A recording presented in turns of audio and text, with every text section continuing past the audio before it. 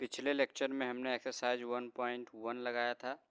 आज हम एक्सरसाइज 1.2 करने वाले हैं। तो आइए देखते हैं।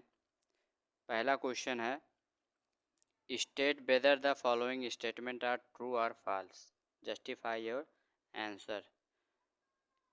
पहला question, every irrational number is a real number.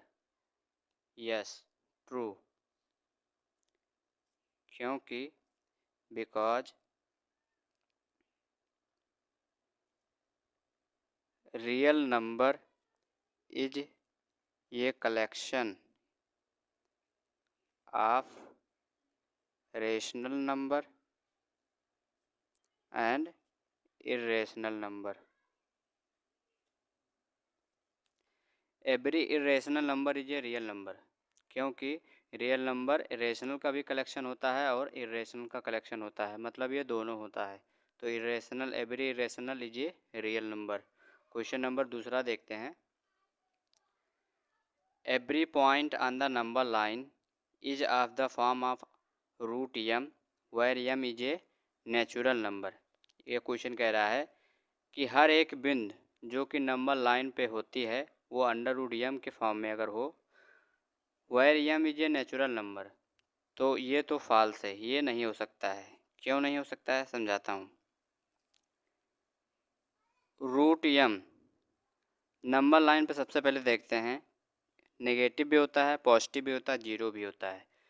तो अगर इस पे नेचुरल नंबर रखेंगे तो कोई भी संख्या वो पॉजिटिव ही आएगी, नेगेटिव आना संभव नहीं है, इसलिए ये फॉल्स है।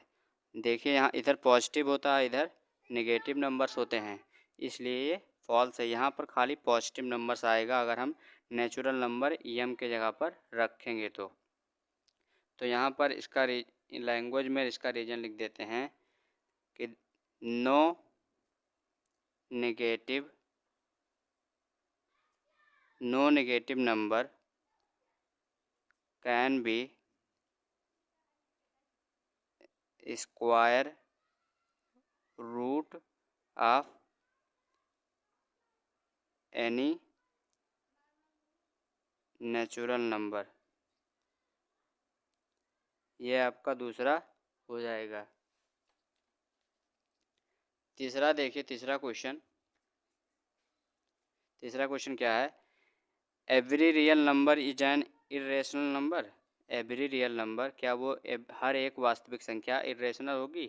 फॉल्स, हर एक वास्तविक संख्या तो इरेशनल नहीं होगी, क्योंकि रियल नंबर में रेशनल भी तो आ जाता है। तो रेशनल या रेशनल इरेशनल होगा? नहीं होगा। तो यहाँ पर लिख देते हैं false, because rational and irrational are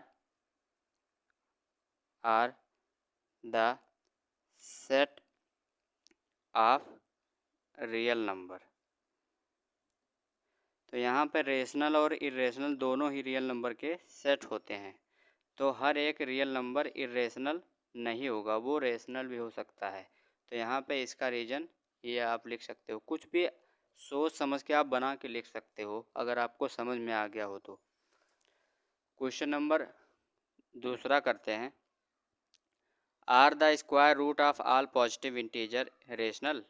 कह रहा है कि are the square root of all positive integer, सारे पॉजिटिव इंटीजर्स का जो स्क्वायर रूट होता है वो इरेशनल होता है। इफ़ नॉट, अगर नहीं होता है तो give an example of square root of a number that is rational. तो ये बहुत सिंपल है। इफ़ नॉट तो लिख देते हैं नॉट, और एग्जांपल दे देते हैं। स्क्वायर रूट में लिख देते हैं 25, 29, बहुत सारे एग्जांपल है। इसका आएगा 5 जो कि रेशनल होगा, इसका आएगा 3 जो कि रेशनल होगा। तो ये दोनों रेशनल होंगे। जितने भी परफेक्ट स्क्वायर हैं सब के सब रेशनल होंगे। तो सारे एग्जांपल आप परफेक्ट स्क्वायर के दे सकते हो। अब देखते हैं question number 3, so that √5 can be represented on number line. √5 को नंबर लाइन पे दिखाना है कि कैसे इसको रिप्रेजेंट किया जा सकता है। सबसे पहले देख लें कि राइट एंगल ट्रायंगल एक बनाते हैं। और ये होता है 90 डिग्री। इसके सामने वाला होता है हाइपोटेन्यूज, और ये जिस पर 90 डिग्री होता है वो होता है बेस, और ये 90 डिग्री जो बनाता है जो लाइन, वो क्या होता है, परपेंडिकुलर। अब यहाँ पे आप जानते होंगे कि पाइथागोरस थ्योरम से H square is equal to B square plus P square होता है। अब √5 कैसे आएगा? अगर b बराबर 2 ले लें तो 2 का स्क्वायर, और p बराबर 1 ले लें तो 1 का स्क्वायर, यानी H square is equal to 4 आएगा। 4 प्लस 1, 2 का स्क्वायर 4 और 1 का स्क्वायर 1, तो एच इज इक्वल टू क्या आ जाएगा, √5। डायरेक्टली देख लेते हैं कि एच इज इक्वल टू √5 आ जाएगा। तो इसको हम नंबर लाइन पे कैसे शो करेंगे? तो यहाँ एक नंबर लाइन बनाइए, 0, इधर 1 2 3 4, इधर -1 -2। अब बेस क्या था, हम बेस को 2 मानते हैं, तो बेस इस पर मान लेते हैं कि ये 2 सेंटीमीटर का है, 2 सेंटीमीटर का है, और परपेंडिकुलर कितना लेते हैं, 1 सेंटीमीटर का। स्केल से आप नाप लीजिएगा, और इसको मिला देते हैं, और इसको कोई नाम दे देते हैं, वो, ये, बी। अब इसके बाद ये 90 डिग्री है, तो यहाँ पर ये जो होगा हाइपोटेन्यूस होगा, 90 के सामने वाला हाइपोटेन्यूस होता है। तो O A square is equal to O B square plus A B square. O B कितना है, 2 सेंटीमीटर, यानी 2 का स्क्वायर प्लस 1 का स्क्वायर।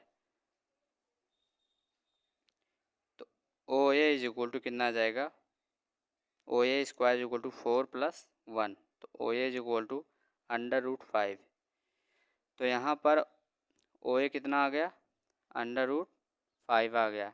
अब अभी तो ये नंबर लाइन पे नहीं है, तो इसको कैसे हम नंबर लाइन पे कैसे ड्रा करेंगे? तो आप सबसे पहले कंपास लेंगे और पेंसिल का नोक इस पर रखेंगे और कंपास का नोक यहाँ पर रखेंगे। उसके बाद यहाँ से एक आर्क ऐसे खींच देंगे। जब आर्क लगाएंगे तो यहाँ पर कोई पॉइंट आएगा, इसको नाम दे देंगे सी। तो यहाँ पर देखते हैं जो ओ सी होगा वो ओ ए के बराबर होगा, यानी ओ ए इज इक्वल टू ओ सी। ओ ए कितना है, √5, तो ओ सी भी √5 होगा, क्योंकि जो ये आर्क लगा है ये रेडियस हो जाता है। जब ये आर्क लगा है तो ये सर्किल का पूरा, ये अगर आर्क लगाओ तो पूरा बनाओगे तो ये रेडियस हो जाता है। ओ सी और ओ ए रेडियस, और रेडियस हमेशा बराबर होते हैं। तो यहाँ पर क्या आ जाएगा, √5, जहाँ सी है। वैसे भी 2 के बाद √5 आता ही है। √5 का कुछ मान 2 से अधिक होगा। √4 का 2 होता है, तो √5 का कुछ 2 से ज़्यादा होगा। तो इस तरह से आप √5 को नंबर लाइन पर शो कर सकते हो, √5 को नंबर लाइन पर शो कर सकते हो।